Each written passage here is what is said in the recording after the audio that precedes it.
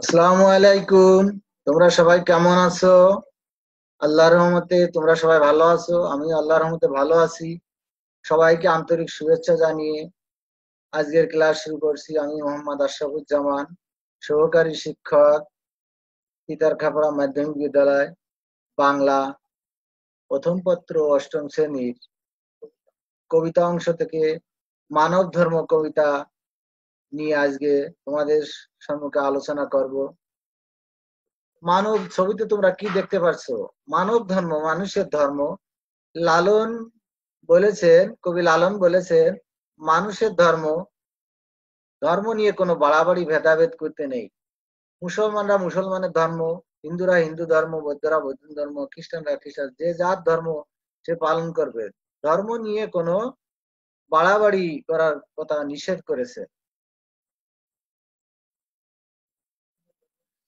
বিভিন্ন ধর্মের ছবি দেখতে পাচ্ছ। বৌদ্ধ, মুসলমানরা নামাজ পড়তেছে, বৌদ্ধরা তাদের আরাধনা করতেছে, হিন্দুরা তাদের পূজা অর্চনা করতেছে, খ্রিস্টানরা তাদের বাইবেল ধর্ম নিয়ে আলোচনা করতেছে। ছবি, ব্যক্তিটিকে ছবিতে দেখতে পাচ্ছ লালন ফকির এর ছবি। লালন শাহ, লালন শাহ একজন মানবতাবাদী মরমী কবি। তিনি সিরাজ শাহের তত্ত্বাবধানে লালিত পালিত হয়েছেন। মানব ধর্ম, মানুষের ধর্ম, তিনি বলেছেন মানুষের ধর্ম নিয়ে কোনো ভেদাভেদ বা কুসংস্কার নেই, যে যার ধর্ম পালন করবে। শিরোনাম, শির কবিতা মানব ধর্ম, মানুষের ধর্ম।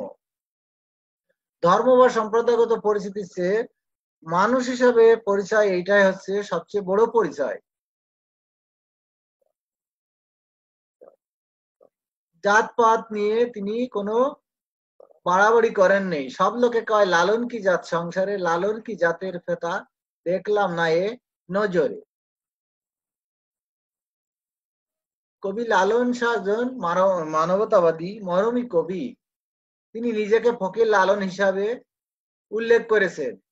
প্রাতিষ্ঠানিক শিক্ষা না করলেও নিজের চিন্তা সাধনায় তিনি হিন্দু মুসলমান ধর্মীয় শাস্ত্র সম্পর্কে বিশেষ জ্ঞান অর্জন করেন।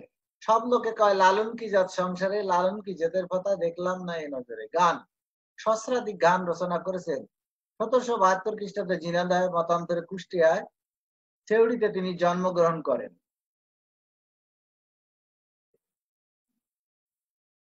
এবং মৃত্যুবরণ করেন 1890 খ্রিস্টাব্দে।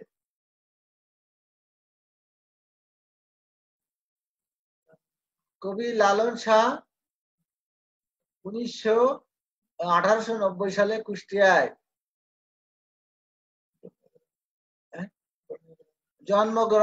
জন্মগ্রহণ করেন। 1772 খ্রিস্টাব্দে ঝিনাইদহ মতান্তরে কুষ্টিয়া, মৃত্যুবরণ করেন 1890 সালে।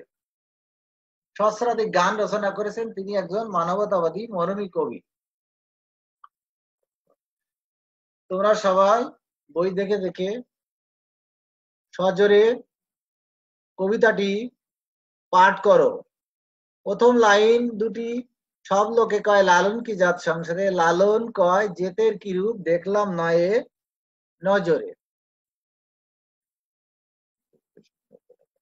ছবিতে শিক্ষার্থীরা মানব ধর্ম কবিতা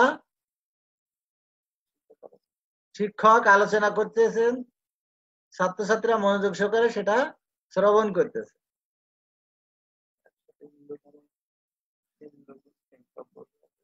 একই সাথে বিভিন্ন ধর্মের শিক্ষার্থীরা, কেউ মুসলমান, কেউ হিন্দু, কেউ বৌদ্ধ, কেউ খ্রিস্টান, সবাই পারস্পরিক ভাবে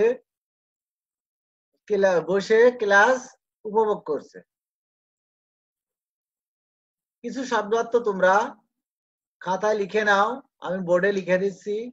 কয়, বলে, যেতের, জাতের, যা কিংবা আসার বেলায়, যা আসার বেলায় কোনো চিহ্ন, কূপ জল, কুয়োর জল, গঙ্গা জল, নদীর জল।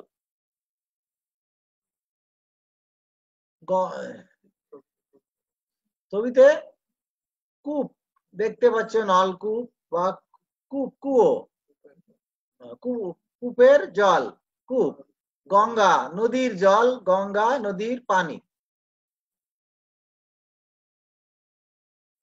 কয় অর্থ বলে যেতের, জাতের, যাওয়া কিংবা আসার বেলা, জন্ম কিংবা মৃত্যুর বেলায় বা মৃত্যুর সময়। সবাইকে আমি কিছু প্রশ্ন ধরবো, তোমরা বলার চেষ্টা করবে। লালনকে কি কবি বলা হয়? লালন জাত বিকিয়েছে কয় বাজারে? সব মানুষ কখন সমান হয়? সবাই যার যার খাতায় বাড়ির কাজ লিখে নাও। দলীয় ভিত্তিতে না, যার যার এককভাবে যার যার খাতায় বাড়ির কাজ লিখে নাও। জাতি, ধর্ম, গোত্র, শ্রেণী, পেশা নির্বিশেষে সকল মানুষই যে শ্রদ্ধা ও সম্মান পাওয়ার যোগ্য, এই দৃষ্টিকোণ থেকে একটি নিবন্ধন তৈরি করে আনবে। সবাইকে ধন্যবাদ জানিয়ে আজকের মতো এখানে শেষ করছি। খোদা হাফেজ। সবাই সুস্থ থাকো, সুন্দর থাকো।